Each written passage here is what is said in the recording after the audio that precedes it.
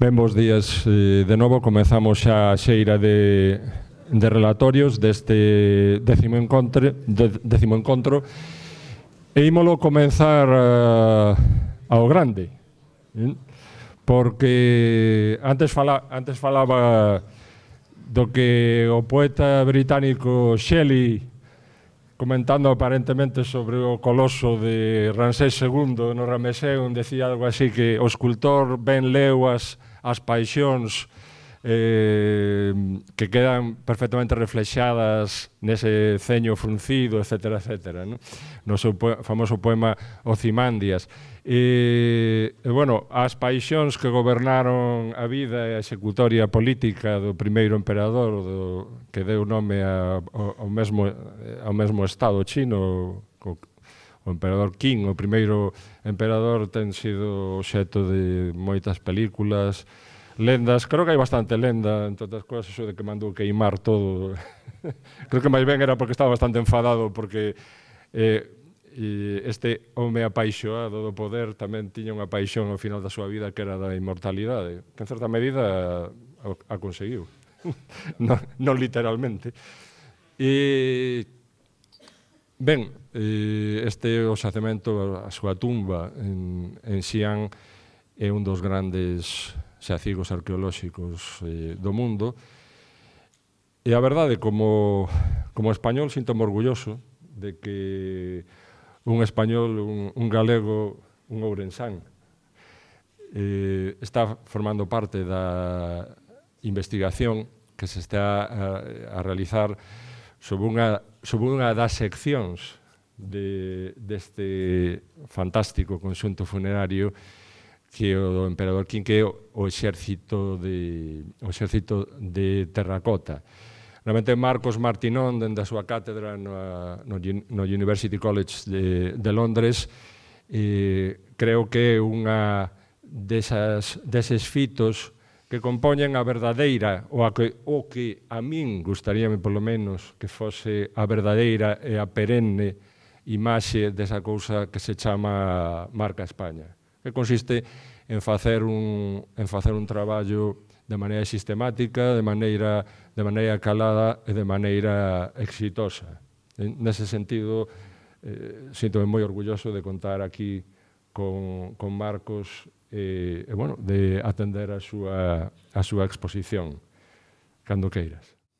Bueno, pues tengo que empezar, por supuesto, agradeciéndote, Ramón, pues estas palabras tan afectuosas y tan excesivas, que por supuesto son recíprocas. Ya sabes que el sentimiento es mutuo y en mi caso no son excesivas.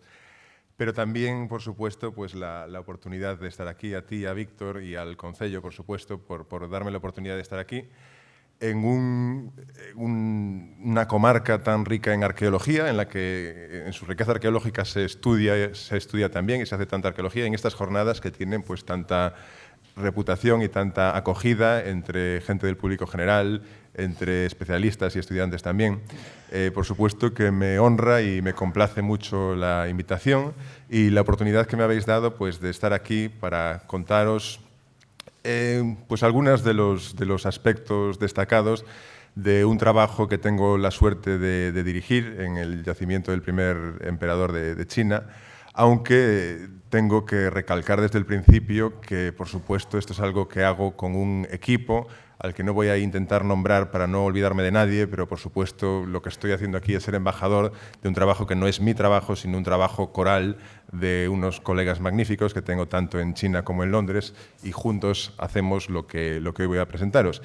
Y voy a intentar hablaros pues, desde la óptica de la tecnología, del cómo se hizo, aprender, espero contaros algunas cosas nuevas de qué sabemos ahora acerca de los conocimientos tecnológicos que están detrás de la creación del ejército de terracota y también en general pues, contaros alguna cosa más de su contextualización y también de cómo estamos aplicando distintas metodologías científicas para tratar de exprimir los restos arqueológicos y sacar más datos de ellos. Algunas tecnologías de las que se hablará también seguro en otras de las ponencias, pues simplemente la manera en la que la estamos aplicando aquí y que creemos que se podrían también aplicar a otros yacimientos y que también por eso quizá puedan tener más relevancia más adelante.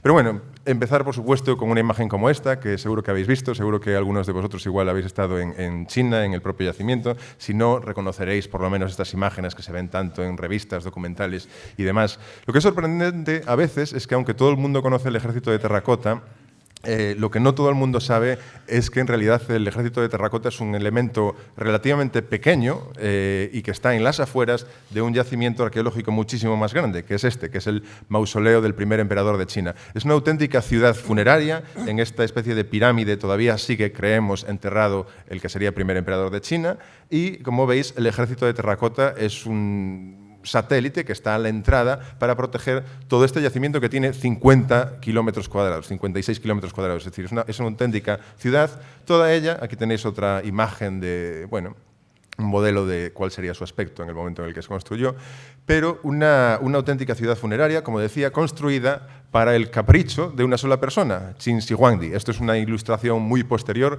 porque a él, según creemos, no se le podía mirar a la cara, nunca se le retrató, pero aquí tenemos una imagen de Qin Shi Huangdi, este personaje que a la tierna edad de 13 años, a la muerte de su padre, se convirtió en rey del estado de Qin e inmediatamente se embarcó en una serie de campañas militares exitosas que le llevaron a progresivamente anexionar todos los estados que le rodeaban para poder, en el 221 a.C., coronarse el primer emperador de China. Esta es una persona fascinante. Aquí tenéis un mapa un poco esquemático, pero que os da una idea de lo que era el estado de Qin antes del emperador y lo que él consiguió. Es decir, anexionar y crear el imperio más grande jamás visto en el mundo hasta ese momento, 12 millones de kilómetros cuadrados, el doble del tamaño aproximadamente del Imperio Romano, en un mundo completamente diverso desde el punto de vista étnico, político, cultural. Creó lo que sería el germen de, en su día, la Gran Muralla China. Y fue un hombre que, por supuesto, pasó a la historia como el gran estandarizador, el gran centralizador, el gran unificador, que consiguió tratar de crear un imperio uniforme a partir de una serie de entidades políticas que eran enormemente diversas. Y entonces hay muchísimos aspectos interesantes, algunos míticos o menos míticos, cómo trataba, evidentemente no es una imagen china, pero para evocar pues cómo era él de despiadado con todo aquel que no estaba de acuerdo con él. Y muchas historias, como digo, unas más reales que otras, pero sí que es verdad que estandarizó filosofía, religión, lengua, escritura, unificó todo ello. Y a mí una de las cosas que más me atraen, entre las muchas dimensiones interesantes de una persona, que no es una persona que me guste, pero desde luego es una persona atractiva y fascinante, como todas las personas peculiares, una de las cosas que a mí más me fascinan es el dilema que tuvo, la tensión que tuvo toda su vida por un interés bipolar, por así decirlo, entre dos fuerzas. Por una parte, tenía un apego gigante a este mundo en el que vivía, a su vida, quería tener vida eterna, y por otra estaba enormemente fascinado, claramente, por el más allá. ¿Por qué digo esto? Porque sabemos que él quería tener vida eterna en esta tierra, algo que no consiguió. Sabemos que tenía un grupo de alquimistas trabajando para él, tratando de conseguir el elixir de la vida. Sabemos que fletó un barco que acabaría en donde creemos que sería Japón, porque creían que allí se encontraría el elixir de la vida. Y sabemos también con relativa certeza que es muy probable que sistemáticamente consumiese mercurio, creyendo que eso le alargaría la vida y que era el secreto de la inmortalidad. Como sabemos, eso no lo conseguiría, esa inmortalidad en este mundo, y que probablemente no las tenía todas consigo, como decimos los gallegos, porque desde el momento en el que se coronó rey, ya probablemente encargó la construcción de lo que sería su tumba, o sea que él mismo sabía que sería mortal.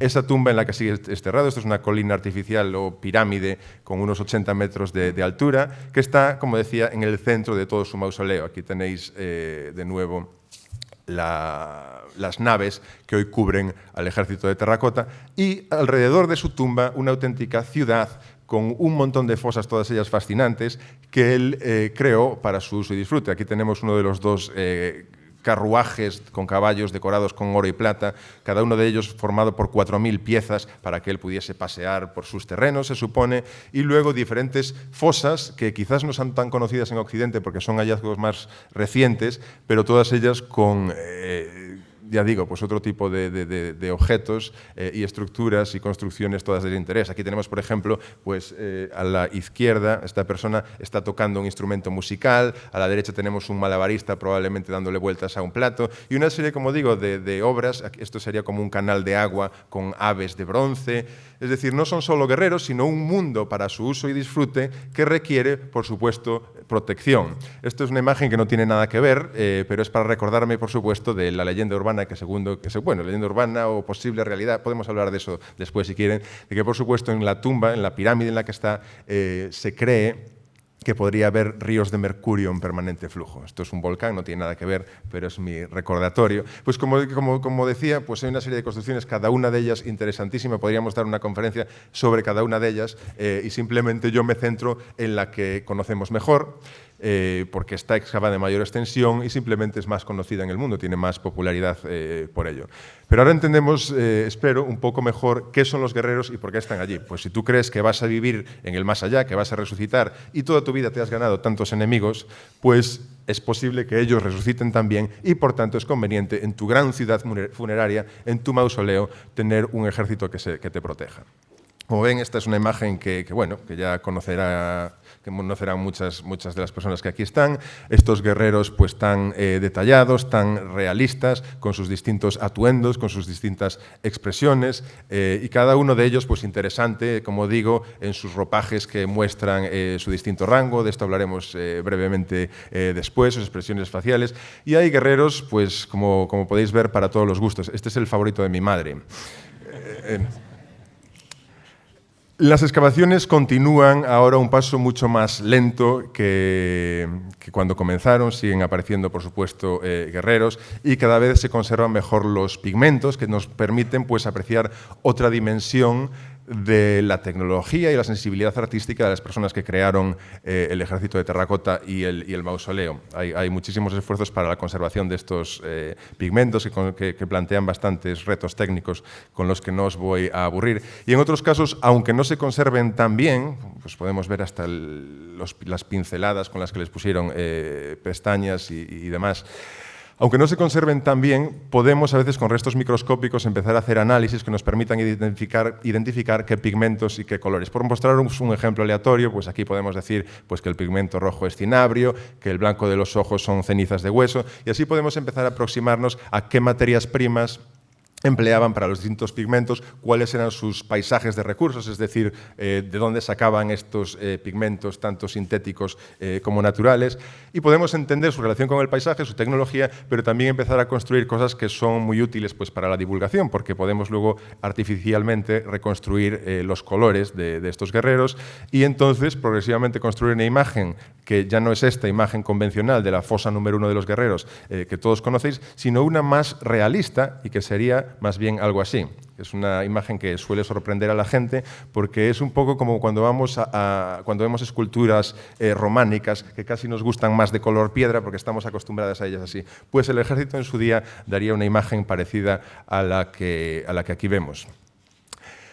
Entonces, lo que yo siempre he notado cuando voy a China, al mausoleo y al ejército de terracota, es que tanto entre los investigadores como en el público pues hay unos intereses también polarizados. Hay gente a la que lo que más le fascina es el detalle individual, el análisis de un guerrero en el que puedes ver sus facciones, sus ojos, su estilo de pelo, los pigmentos y demás. Y entonces cualquiera de esos objetos que tú allí encuentres pues son fascinantes en sí mismos. Y hay gente que eso es lo que más le atrae del yacimiento de los guerreros de terracota. Y hay otro tipo de público al que lo que más le fascina es la magnitud.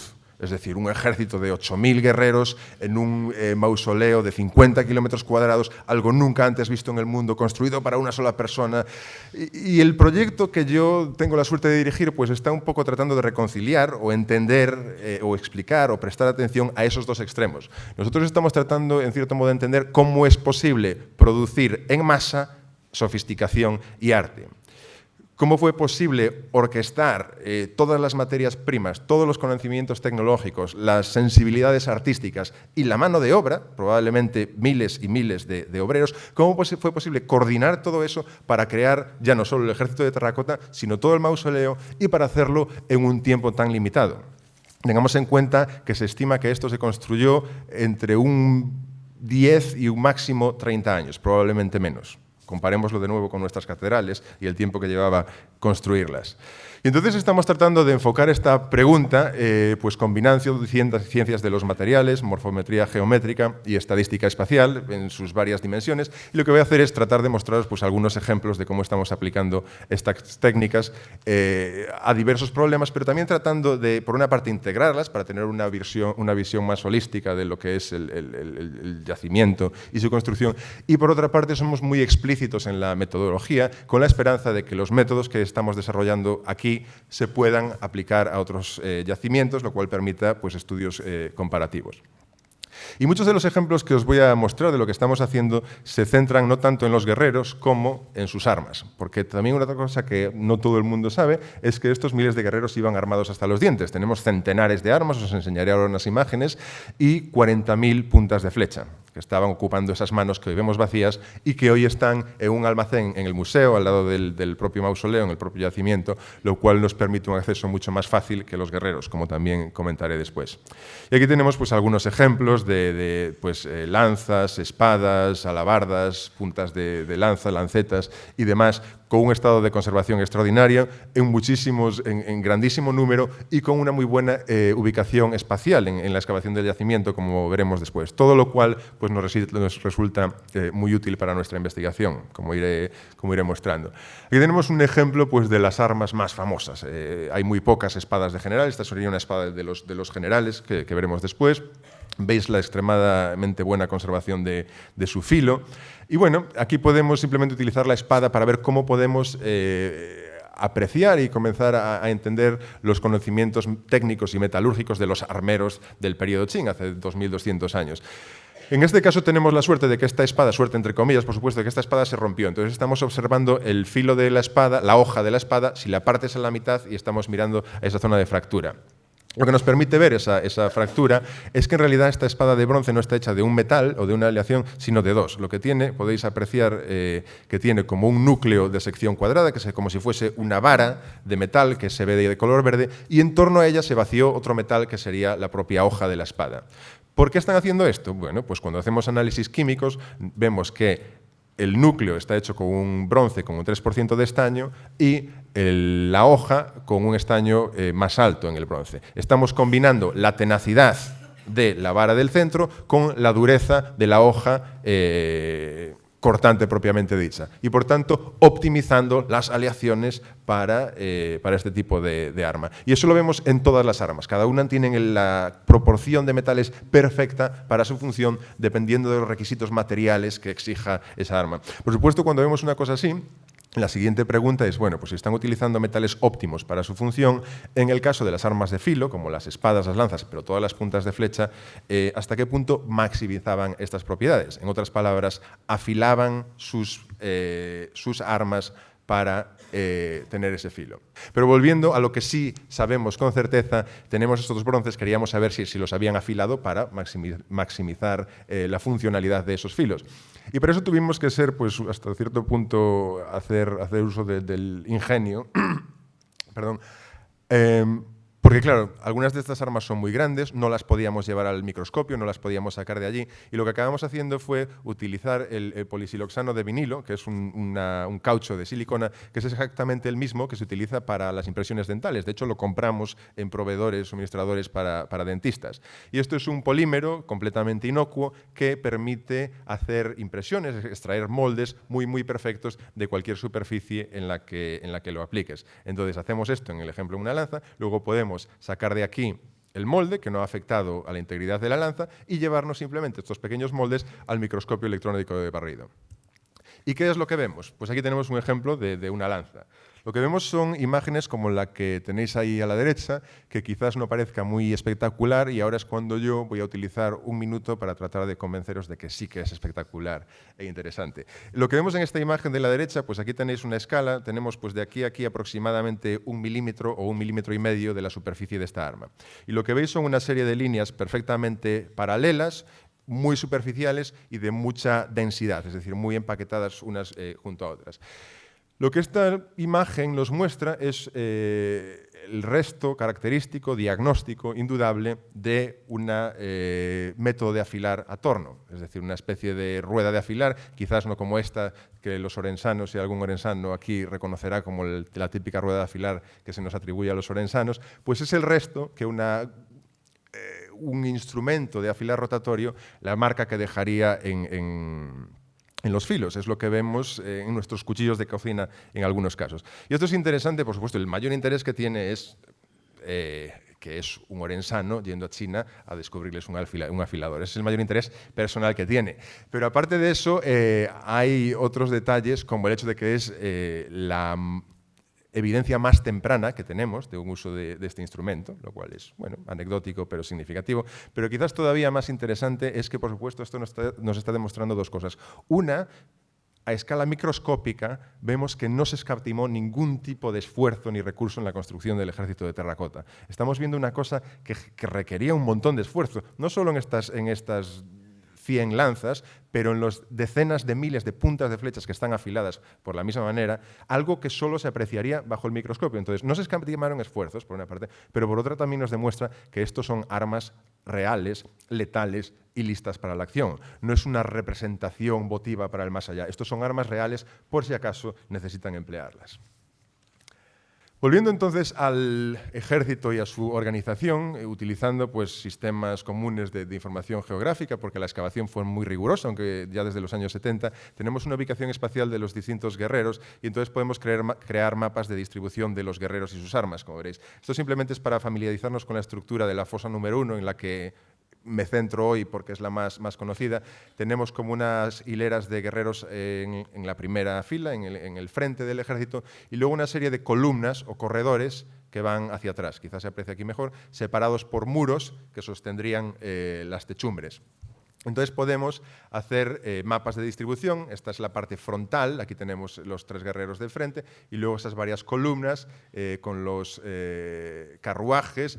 Y aquí lo que vemos, basados en su indumentaria, es los distintos rangos de qué tipos de militares estaban en qué lugar de la formación de batalla. Lo cual es interesante porque nos permite empezar a entender las estrategias de formación de batalla del ejército Qing, que quizás son parte del secreto de su éxito. No olvidemos que era que el éxito del emperador Qing o del rey Qing en su momento antes de convertirse en emperador. Y vemos la distribución de los tipos de guerrero y al mismo tiempo la distribución de los tipos de armas. Entonces vemos qué guerrero está asociado a qué arma. Sin entrar en mucho detalle aquí, lo que vemos aquí, por ejemplo, es en rojo y en negro tenemos los gatillos de las ballestas y las puntas de flecha para las ballestas, y veis que se acumulan fundamentalmente en el frente y en los flancos laterales y también detrás de los carruajes, mientras que en azul las lanzas, alabardas, lancetas, ese otro tipo de armas están más hacia atrás en lo que es la estructura de la formación de batalla. Y por aquí pues, se pueden hacer muchos estudios, como decía, de la estrategia militar Qing, en la que tampoco me voy a meter, porque, como decía, hoy quiero centrarme un poco más en la tecnología, en el cómo se hizo este ejército de terracota. Y voy a centrarme en los próximos minutos en un par de ejemplos de nuestros enfoques científicos, uno de ellos centrado en las puntas de flecha de las ballestas y otro centrado en los propios gatillos de las ballestas. El resto, el propio marco de la ballesta, como estaba hecho de madera, casi nunca se conserva, pero por lo menos tenemos las otras dos partes. Voy a empezar en particular con las puntas de flecha, ya que, como decía, tenemos 40.000, así que teníamos que ser capaces de conseguir hacer algo interesante con ellas. Aunque no sean las armas más espectaculares de las que allí hay, pues es una base de datos riquísima que para nuestro estudio de la producción en masa, estandarización, etcétera, era perfecta. Las armas, como decía antes, también tienen una optimización del metal, en la que la punta y el inserto tienen un diferente metal, también afiladas a torno, lo cual es extraordinario. Todas y cada una de las puntas de flecha que hemos analizado fueron afiladas a torno. Armas perfectamente efectivas, como demuestra este cráneo que pueden ver aquí, encontrado en la zona de Xi'an y que tiene allí alojado, detrás de la oreja, una punta de flecha, como las que estudiamos, más o menos ahí, para que veáis que esto, pues, por supuesto, eran armas letales. Lo que es interés para nosotros, por lo que veremos dentro de un momento, porque nos sirve como unidad analítica, es que estas decenas de miles de puntas de flecha aparecen siempre en grupos de 100. Como se puede demostrar en este histograma de distribución de frecuencias, tiene una tendencia muy marcada a aparecer en grupos de 100. ¿Por qué aparecen en grupos de 100? Pues creemos que es bastante obvio que 100 era el número estandarizado de flechas que tendría cada arquero o cada ballestero en su carcaj. Y esto nos sirve como unidad analítica, como veremos dentro de un momento. Todas esas flechas son extraordinarias en su estandarización. Aquí tenemos la dispersión de las medidas de 1500 puntas de flecha, el ancho y el largo, y como ves la dispersión es pequeñísima, apenas 1 o 2 milímetros desde la más grande hasta la más pequeña. De hecho, si cogemos unas series aleatorias de armas y calculamos su coeficiente de variación, es decir, un número que nos da una idea de la dispersión en dimensiones, en tamaño de las flechas, en este caso, pues vemos que está siempre por debajo del 3%. Para daros una referencia, os diré que la fracción de Weber suele estar en torno al 4 por 5%. La fracción de Weber es un umbral por debajo del cual el ojo humano no es capaz de distinguir diferencias dimensionales. ¿Qué nos dice esto? En otras palabras más simples, que usted puede ir a coger cualquiera, aleatoriamente, 2 puntas de flecha de las 40.000 excavadas hasta ahora y a nuestros ojos son idénticas. Hasta ese punto llega la estandarización extrema que tenemos en la construcción del ejército de terracota. Por lo menos hasta aquí reflejado en las puntas de flecha. Y entonces viendo algo pues, que se ha producido a grandísima escala, algo que es tan estandarizado, pues queremos preguntarnos cómo se organizaba la labor de producción para hacer algo así, tan estandarizado, como decía, a tan grandísima escala, y algo que está hecho de distintos materiales. No olvidemos, pensemos de nuevo en las flechas, que tenemos, por supuesto, la parte metálica. A ver si voy aquí. Tenemos la parte metálica de las flechas siempre, pero las flechas estaban hechas de muchos elementos, porque tenemos el bronce de la punta, el bronce del inserto, que es otro metal. Luego había un cordel de lino enredado en torno al inserto. Después habría un asta de bambú más larga, como de medio metro de largo, y al final las plumas. O sea que tenemos producidos en masa y hechos de muchos elementos. Y pensábamos, ¿cómo se organizó la producción de estos? Pues bien, teníamos una hipótesis de partida, que era que la organización del trabajo habría sido una grandísima cadena de producción, es decir, que habría una unidad especializada, una línea, produciendo simplemente puntas y puntas y puntas de flecha, otra unidad encargada de producir los insertos, un poco como tendemos a pensar en los coches. Otra unidad preparando las plumas, otra unidad preparando las astas de bambú y demás, y que estas distintas partes pues, se combinarían en una línea de ensamblaje especializada en la que se irían poniendo juntas, luego otra persona o unidad encargada de atarlas o de hacer los atillos de 100, ponerlas en los carcajes y luego mandarlos a la fuerza de los guerreros. Entonces, esta es la hipótesis de partida que después tratamos de contrastar o falsificar con los datos. Y voy a mostraros cómo lo falsificamos en primera instancia con las puntas de flecha y luego con otras armas y con los guerreros. En este caso lo ilustro mediante los análisis químicos que hicimos mediante fluorescencia de rayos X de centenares de estas armas.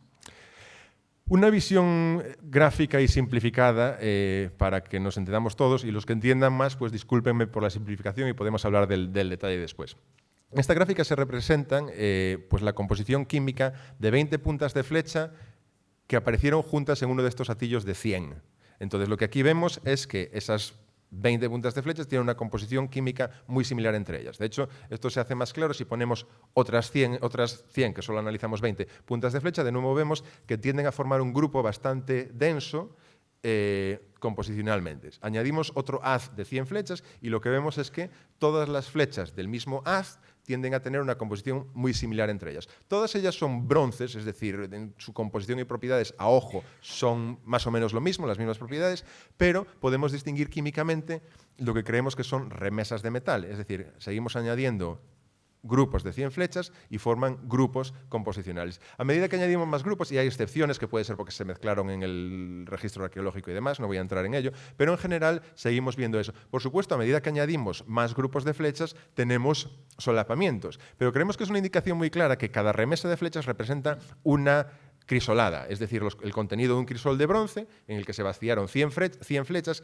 y esas 100 flechas nunca se separaron. Y eso lo vemos en las puntas de flecha, que son los datos que aquí presento, y lo vemos también en los insertos de metal, que tienen otra composición, pero en la que también cada carcaj es coherente composicionalmente. Pues esto es interesante porque nos permite ahora revisitar nuestra hipótesis de partida. Si tuviéramos una producción en cadena, como la que yo mencionaba antes, pues se esperaría que la unidad de producción de puntas produjese una remesa de puntas, otra remesa de puntas, otra remesa de puntas, y cada una de ellas sería composicionalmente ligeramente diferente de la anterior, simplemente porque tú mezclas 1 kilo de cobre con 100 gramos de bronce, nunca lo pesas exactamente, y entonces cada remesa, representada aquí con un color diferente, sería ligeramente distinta en composición. Eso cabe esperar. Pero lo mismo sucedería con la unidad especializada en insertos, lo mismo sucedería, aunque no lo vemos, con las remesas de plumas, de bambú, etc. Siguiendo con nuestra hipótesis inicial, la mandarían al afilador Orensano, que sería un especialista, Orensano, importado específicamente, para afilar y pulir todas estas piezas. Y después se mandarían a la unidad de ensamblaje, donde se pondrían todas juntas y después se atarían en grupos de 100. Pues bien, si este es el modelo de organización del trabajo, cabría esperar, como aquí se ilustra con los colores, que las distintas remesas químicas se habrían mezclado, porque esas unidades de trabajo funcionarían a distintos ritmos, a distintas velocidades, con distintas cantidades de producción, moviéndose en un taller gigante, y cabría esperar que químicamente las distintas remesas de metal estarían mezcladas cuando llegan a la fosa de los guerreros. Y eso no es lo que vemos, con lo cual eso no explica los datos que luego tenemos sobre el yacimiento.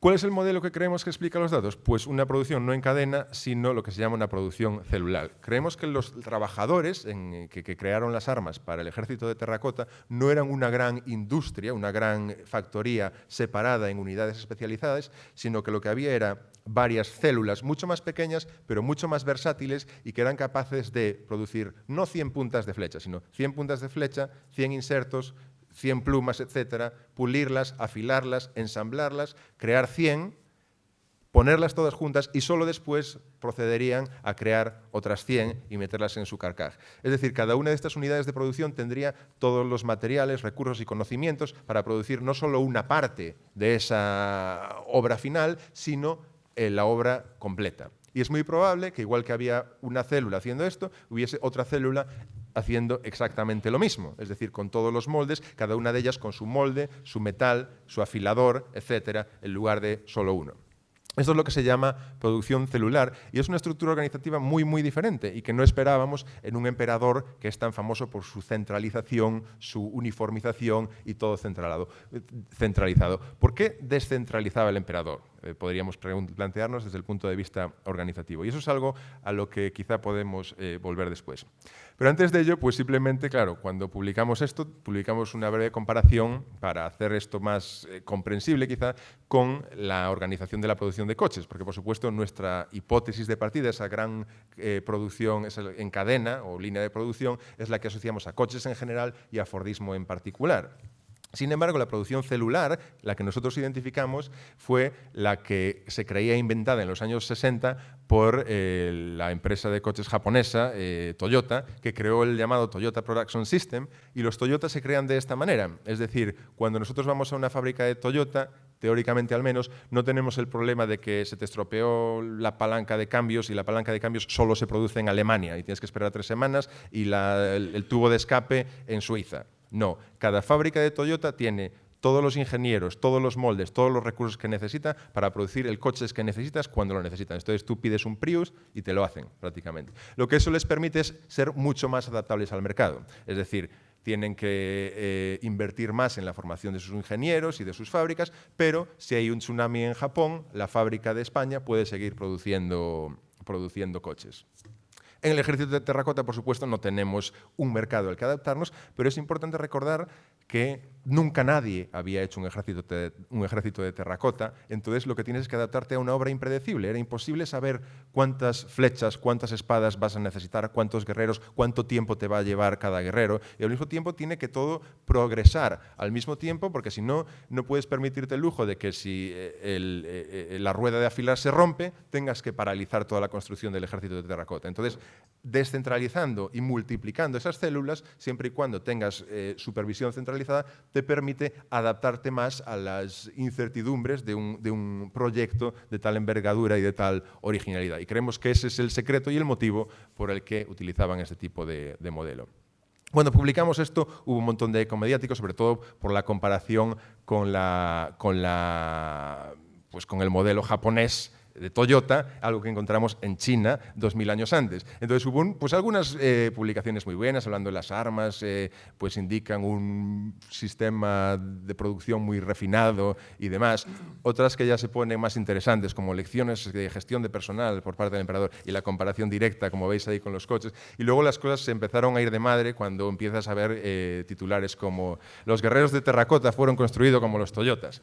Y luego una que casi nos mete en un lío diplomático entre China y Japón cuando dice algo así como los fabricantes del ejército de terracota le llevan a Toyota 2200 años, que es como un reto directo. Pero mientras la prensa seguía haciendo este tipo de anuncios y divulgación, nosotros seguimos nuestro trabajo y ahora os voy a mostrar cómo estudiamos algo parecido, no desde el punto de vista químico, sino desde el punto de vista morfométrico. Y aquí me voy a centrar unos minutos, ahora ya no en las flechas, sino en los gatillos, como decía, de las ballestas. El gatillo es una invención desde el punto de vista de ingeniería fantástico. Es una de las grandes invenciones de la antigüedad, permite mandar las flechas mucho más lejos, con más precisión y el funcionamiento. A ver si este vídeo funciona, podéis ver cómo funciona. Esto es el gatillo propiamente dicho y esto sería la mira, la cuerda va aquí y cuando tiras el gatillo, pues suelta la flecha, como os podéis imaginar. Gran invención desde el punto de vista militar y tecnológico, no puedo lamentablemente entrar en ello, lo que voy a enseñaros es lo que hicimos para entender la organización de la producción. Separamos las 5 partes que lo componen y tomamos un montón de mediciones, con lo cual creamos una base de datos numérica muy grande. Hay como 250 de estos gatillos, multiplicado por no sé cuántas medidas, pues miles de números, que nos permiten adentrarnos en la estructura que vemos en este océano de estandarización que son las armas del ejército. Es decir, a primera vista todos estos gatillos son iguales, pero a base de medidas y observaciones muy detalladas empezamos a ver subgrupos. Es decir, a veces ya empezamos a ver que este gatillo que tiene una curva aquí y este que tiene un ángulo vienen de un molde diferente. A veces lo vemos tipológicamente y a veces morfométricamente, mediante el análisis estadístico de las medidas. Y entonces podemos identificar cuántos moldes hay para cada una de esas partes de las armas. Por lo menos había 3 moldes diferentes para esta parte, 4 para esta y 4 para esta. Si los hubiésemos mezclado aleatoriamente tendríamos 48 combinaciones, pero cuando vemos las combinaciones reales solo hay 8. ¿Qué nos sugiere esto a nosotros? Que hay 8 células, cada una con los moldes para todas sus partes y que están haciendo todos los gatillos metidos en su ballesta. Más o menos lo que veíamos en las flechas, no con la química, pero con la morfometría geométrica. Y lo que podemos hacer también es llevar estos datos más allá, porque luego podemos coger uno de esos 8 grupos y ver su distribución en el espacio. Es decir, ahora tenemos de nuevo este plano, ese es el plano de la zona frontal del ejército de terracota, que ahora ya conocéis, y esos puntos son los puntos donde aparecieron gatillos. Y los triángulos rojos son uno de esos 8 subgrupos de gatillos que creemos corresponden a una célula de producción. Y lo que veis es que su distribución no es aleatoria, sino que tenemos grupos de 4 o 5, probablemente una remesa, y todas esas remesas están concentradas, en este caso, en la zona nordeste de la fosa. Si miramos la distribución de otro de esos 8 grupos, vemos un patrón similar. Y lo que esto parece sugerirnos es no solo la producción estaba dividida en estas pequeñas células, pero quizás la ubicación de ellas sobre la propia fosa, número 1, fue dividida en regiones o en áreas de actividad que fueron asignadas a distintos trabajadores, cada uno de ellos con su suministro de armas, para que también fueran trabajando en paralelo y la obra progresase mejor. Entonces seguimos viendo este patrón de organización que es dividir y descentralizar, pero por supuesto con una supervisión centralizada, que es la única manera de mantener los estándares y el control de calidad. Para ello tenemos otra línea de información que son las inscripciones que tenemos piramidal. Estoy viendo que tengo una errata en la Y de traducción inglesa a castellano, disculpadme por eso. El sistema de supervisión lo observamos a partir de las inscripciones que aparecen en algunas de estas armas. ¿Y que evoca? Esto dice, pues esta arma fue construida por el trabajador Diao bajo la supervisión de Yi en el año no sé qué. Y entonces eso nos permite utilizar esa información para crear este tipo de árboles en los que vemos quién era el supervisor, a quién supervisaba, quién era el trabajador, en qué año trabajó. Y esto nos permite ver que, a pesar de tener un sistema descentralizado de producción, la supervisión estaba perfectamente centralizada, porque Lu Buai era el canciller del primer ministro del primer emperador. Es decir, va hasta en 4 saltos, desde el trabajador que probablemente hacía el trabajo hasta la persona más alta en el sistema político. Y así creemos, mediante esa descentralización, pero supervisión piramidal, se pudo construir el ejército de terracota. Y lo que es más importante, por supuesto, en última instancia, es entender que esto también puede ser la manera en la que el emperador controlaba su imperio. Ya voy a acabar, no voy a liaros mucho más, pero por supuesto quería tomarme algo de tiempo para hablar de los propios guerreros, porque yo entiendo que muchos de vosotros estaréis aquí para oírme hablar de los guerreros de terracota y yo siempre me acabo liando hablando de las armas de los guerreros de terracota. Pues bien, por supuesto, ahora que hemos demostrado este modelo para las armas, pues queremos investigar si el mismo modelo organizativo se lo podemos atribuir a la producción de los guerreros propiamente dicho, si la organización también fue celular, aunando los esfuerzos de distintos talleres y demás. Como digo, eso nos interesa por entender cómo se construyó el ejército de terracota, nos interesa porque podemos desarrollar métodos exportables a otros yacimientos, pero también nos interesa desde un punto de vista más antropológico o arqueológico incluso, de entender cómo el emperador administraba su población. Es decir, no olvidemos que es un imperio antes nunca visto, muchísimos problemas de diversidad y cómo organizas un imperio, cómo organizas a tu gente para que todos trabajen al unísono para ti y todos sean leales al imperio. Pero bueno, volviendo a los guerreros, como decía, pues nuestra idea, cuando acabamos con las armas y teníamos ya unas hipótesis más formadas, es trasladar a los guerreros y pensamos, pues vamos a hacer lo mismo. Vamos a estudiar las inscripciones en los guerreros, que es lo que estamos haciendo, y vamos a hacer análisis químicos de los guerreros, como hicimos con las flechas, que los estamos empezando, y vamos a hacer análisis de morfometría geométrica, como hicimos con los gatillos de las ballestas, es decir, trasladar la misma metodología a los guerreros. Y no os voy a hablar de la química, para no aburriros más, no os voy a hablar de las inscripciones, porque estamos en ello, aunque ya va a salir la publicación, y os voy a hablar de cómo empezamos con la morfometría geométrica. Dijimos, bueno, pues vamos a medirlos de la misma manera que medimos a los gatillos, con el interés de que como son personas podemos tomar ejes de los que utilizan los antropólogos, pues tomar una serie de medidas de separación de los ojos, alto de la cabeza, pues lo que los antropólogos hacen, y luego hacer estadística multivariable con estos datos, como con los gatillos, y empezar a encontrar subgrupos que nos podrían indicar pues, que proceden de un molde concreto o a lo mejor permitirnos identificar grupos étnicos y demás. ¿Cuál es el problema? Que las armas están a nuestra disposición en el almacén, pero los guerreros están en la fosa de los guerreros, que tiene 4 millones de visitantes al año, y que los guerreros están, cada uno de ellos, más cerca de lo que estamos Ramón y yo ahora. Entonces no es nada fácil subirse a un guerrero con tu calibre a medirle el perímetro craneano, no es algo que nos fueran a permitir nunca. Y ahí es donde encontramos un nuevo muro de ¿y ahora qué hacemos? Y donde tuvimos que pues implementar otra solución, que fue la que nos llevó a empezar a experimentar con modelos digitales tridimensionales, algo que ahora vemos en todas partes. Sin ir más lejos, tenemos aquí una compañía gallega anunciándose en el hall que hace ese tipo de cosas, pero nosotros empezamos a trabajar pues hace como 5 años utilizando estructura a partir del movimiento. Lo que hacemos es modelos tridimensionales de estos guerreros, no basándonos en escáneres 3D, en escáner láser, sino utilizando fotografías digitales y luego, mediante computación, poniéndolas todas juntas. Es algo que seguro que algunos conoceréis ya, que se llama estructura a partir del movimiento. Entonces, lo que hacemos es un montón de fotografías. Esta es la ubicación de la cámara alrededor del guerrero, fotografías que se solapan, y a través de ellas creamos pues, una nube de puntos que nos permite generar un modelo tridimensional. Voy a ver si soy capaz de mostraros uno brevemente para que podáis ver. Entonces, este guerrero, por ejemplo, es un guerrero que generamos a partir de fotografías y que nos permite, pues,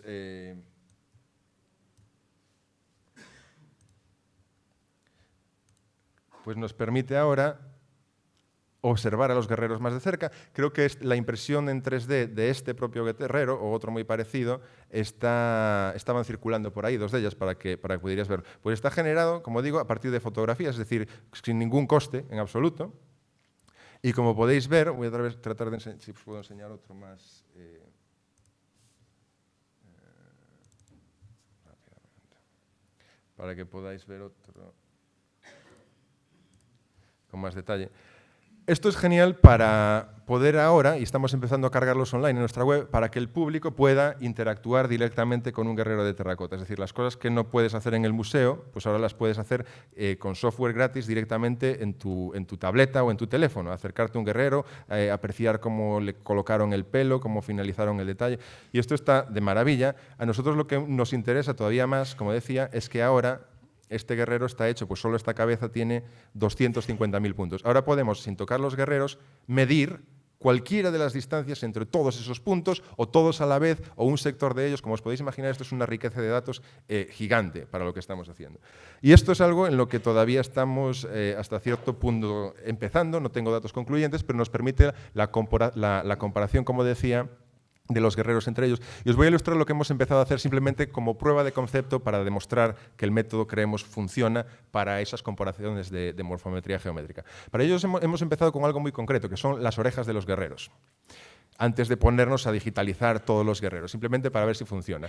Y escogimos las orejas por dos motivos fundamentales. Uno es que, como seguro que muchos sabéis, las orejas, todas nuestras orejas, son perfectamente individuales, son como nuestra huella digital, es decir, no hay dos orejas que sean iguales. Y pensamos que sería, por tanto, una buena entrada para estudiar el individualismo de los guerreros, hasta qué punto las orejas son también individuales y demás. Por supuesto, con la intención de luego ampliar a otras partes del cuerpo, no quedarnos con las orejas, simplemente es lo que hemos podido hacer hasta ahora. Otro motivo por el que las orejas son muy interesantes es porque desde la escuela de Giovanni Morelli, que fue un historiador del arte del siglo XIX, pues las orejas se reconocen, no sin sus problemas, pero se reconocen junto con las manos como los rasgos de las obras artísticas que a veces nos permiten identificar al artista. Es decir, Bramantino pinta las orejas de una manera, Botticelli de una manera particular, y entonces estudiando las orejas hay historiadores del arte que dicen que pueden identificar al autor, y pensamos qué bonito sería aplicar tecnología del siglo XXI para hacer este tipo de análisis y también estudiar orejas y ver si identificamos artesanos anónimos del periodo Qing. Con todo ello, pues empezamos, pero lo que os muestro aquí, y ya termino, pues es un resultado muy preliminar porque se basa en el análisis de solo 40 orejas, lo cual en una población de 8.000 guerreros, es decir, 16.000 orejas, pues no podemos decir que sea concluyente. No es concluyente, pero es muy sugerente. ¿Por qué? Lo que tenemos aquí es, en escala multidimensional, la comparación directa de todas esas 40 orejas. Entonces, ¿qué vemos aquí? Aquí son dos solapadas. Lo que vemos aquí es cada punto en esa gráfica representa una oreja. Y cuanto más juntas están las orejas en la gráfica, más similares son en su morfometría geométrica entre sí. ¿Y qué vemos? Pues primero, que ninguna oreja es igual a otra, idéntica a otra, es decir, no hay dos puntos que estén perfectamente solapados, pero la mayor parte de las orejas son muy similares entre sí, aparecen muy juntas, y luego hay una serie de orejas extremas que se salen de los mapas. ¿Por qué es esto muy sugerente? Y esto es también algo que la prensa pues, hizo eco quizás exageradamente. Es muy sugerente porque esa distribución es la que esperaríamos en un aula, en un teatro como este. Es decir, la mayor parte de nuestras orejas son muy similares, sin llegar a ser dos orejas idénticas, y luego algunos de nosotros pues, tenemos orejas o muy grandes o muy gordas o con una forma muy peculiar. Es decir, es la distribución morfológica y de diferencias que esperarías a grandes rasgos en una población real. ¿Por qué es esto interesante? Pues porque, por supuesto, nos plantea la posibilidad de que estos pues, resucita el debate de son retratos, son todos individuales. Probablemente no son retratos, posiblemente están individualizados, pero no podemos, desde luego, afirmar, basándonos en esta muestra, que todos los guerreros sean diferentes individuales. Probablemente es una mezcla, una especie como el juego de Mr. Potato, en la que distintas partes se combinan de distintas maneras, pero eso lo vamos a dejar para la diferente charla, porque yo creo que ya os he contado bastante, ya os he robado bastante tiempo. Así que, pues simplemente voy a ¿puedo hablar más? No. Así también dejamos tiempo por si alguien quiere preguntar, porque supongo o espero que habrá alguna pregunta, algún interés. Y simplemente pues deciros que en eso andamos. Evidentemente hay muchas más temas que estamos investigando. Es un yacimiento riquísimo en el que pues tengo la gran fortuna de trabajar.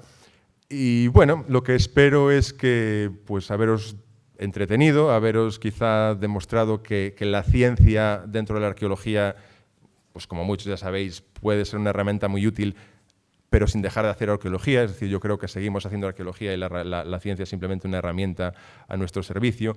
Y lo que también creemos y esperamos es que esta combinación de métodos que desarrollamos aquí ahora se pueden aplicar en otros sitios. Es decir, ahora podemos utilizar las mismas tecnologías para estudiar cómo se construyó una pirámide, cómo se organizó la producción de una catedral y demás. Y eso nos permitirá progresivamente, o eso espero, hacer estudios comparativos de la organización de la producción en distintos lugares donde vemos grandes construcciones a grandes escalas. salas.